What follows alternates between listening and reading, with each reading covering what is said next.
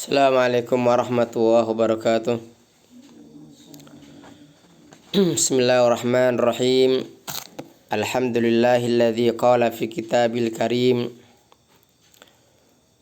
Ya ayyuhalladzina amanu kutiba alaikumus syiyamu kama kutiba alal ladzina min qablikum la'allakum tattaqun. Wassalatu wassalamu ala sayyidina wa maulana Muhammad al-qail fi hadisihi man shoma ramadhana iman wa ihtisaban ghufira lahu ma taqaddama min dambihi amma ba'du.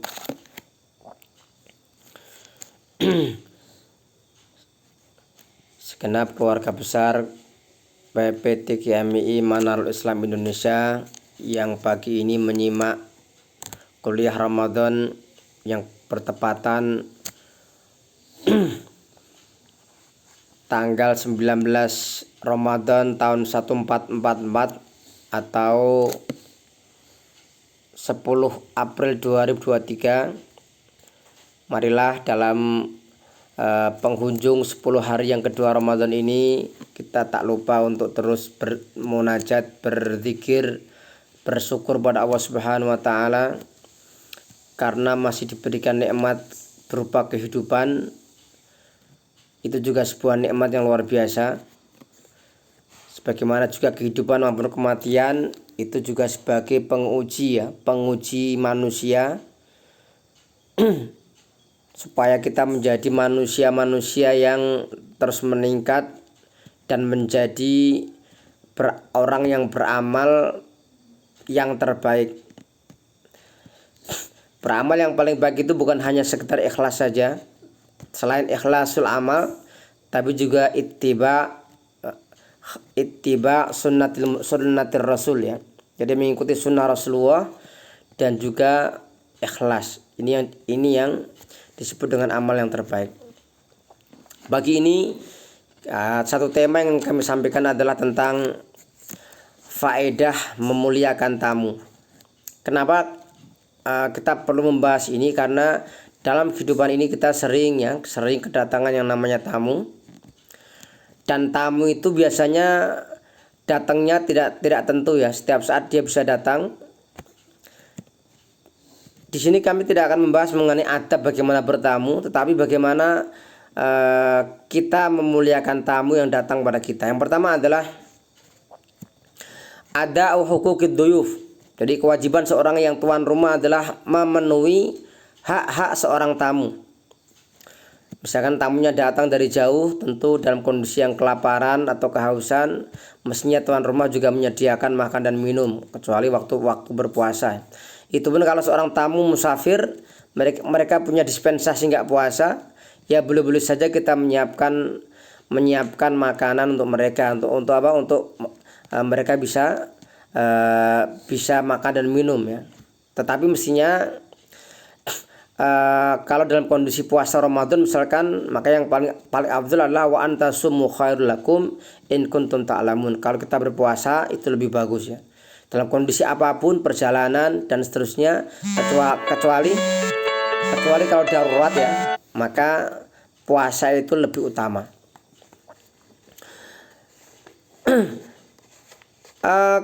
Begitu juga di antara hak tamu adalah kita bicara dengan mereka dengan bahasa yang halus ya. Jangan sampai ada orang datang bertamu kemudian kita sakiti mereka, kita ucapkan kalimat-kalimat yang membuat mereka tidak nyaman, akhirnya mereka pamit ya. Jangan. Yang kedua adalah iqtida bi sunnatil mustafa wal anbiya. Memuliakan tamu ini bagian dari kita meneladani sunnah para nabi-nabi dan para orang-orang soleh. Kalau kita perhatikan bahwa salafun saleh, para nabi dan para rasul, mereka selalu menghormati tamu ya.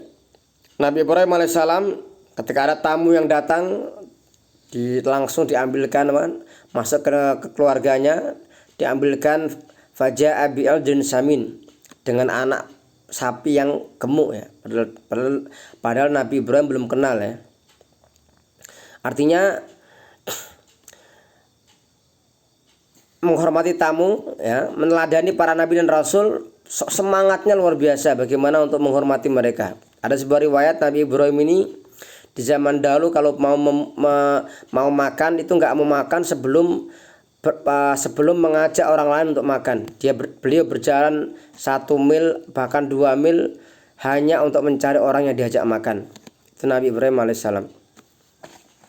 Yang ketiga adalah faedah menghormati tamu adalah alamatul iman billahi wal yaumil akhir. Tanda keimanan seorang kepada Allah dan hari kebangkitan. Maka kata Rasulullah, wa man kana yu'min billahi wal yaumil akhir falyukrim dhaifahu. Barang siapa yang beriman kepada Allah dan hari akhir, hendaklah dia memuliakan tamunya. Maka kalau kita ingin menunjukkan iman kita kepada Allah dan pada hari kebangkitan, maka salah satu cara adalah bagaimana kita menghormati tamu ya. Apalagi tamu yang sudah memberikan tahu jam sekian hari ini tanggal ini akan hadir, kita siap-siapkan semuanya. Setelah semuanya siap ternyata tamunya nggak datang karena ternyata salah tanggal nih, salah sangka hari dan tanggalnya. Kemudian ziyadatul barakah wad du'a al makbul. Jadi salah satu kemuliaan, keutamaan memuliakan tamu adalah orang yang kedatangan tamu akan bertambah keberkahan. Kita contohkan di antara barakah Rasulullah SAW ketika masih kecil ya, ketika dirawat seorang Halimah As-Sa'diyah di Bani Sa'ad di pedalaman Arab saat itu Mekah. Saat Rasulullah datang ke sana pertama itu awalnya yang namanya kambing-kambing milik Halimah ya, As-Sa'diyah itu kambingnya tidak mengeluarkan susu. Dan ternyata ketika Rasul tinggal di situ dengan keberkahan beliau ya, dengan barakah Rasulullah SAW, kambingnya mengeluarkan susunya ya. Ini bukti seorang tamu yang hadir itu akan membawa rezeki. Kemudian ad-doa al-makbul, doa yang makbul, karena seorang yang dalam perjalanan ya, itu doanya adalah al-makbul. Sehingga ketika kita ada tamu yang datang ya, kita minta doa kepada tamu tersebut, mendoakan kepada kita, keluarga kita ya, supaya diberikan kebaikan, diberikan rezeki, diberikan kemudahan ya. Kemudian selanjutnya yang keempat, quwwatul ukhuwah al-basyariyah wal islamiyah wal imaniyah. Jadi tamu yang hadir itu akan meningkatkan hubungan relasi, semakin ada kedekatan ya antara sesama manusia secara umum atau wabil khusus hubungan ukhuwah islamiyah wal ukhuwah al imaniyah semakin kuat ya. Kemudian selanjutnya adalah nuzulu aunillahi ta'ala subhanahu wa ta'ala. Yang memuliakan tamu akan menghadirkan, mendatangkan pertolongan Allah Subhanahu wa taala. Kenapa demikian? Karena pertolongan Allah bersama dengan mereka yang berjamaah. Ketika bertamu, apalagi tamu ini tamu yang spesial ya, tamu yang hadir, saling mendoakan, mendengarkan tausiah nasihat. Kalau yang datang tamu adalah seorang syekh, maka yang tuan rumah yang meminta nasihat. Kalau tuan rumah adalah syekh, maka tamunya yang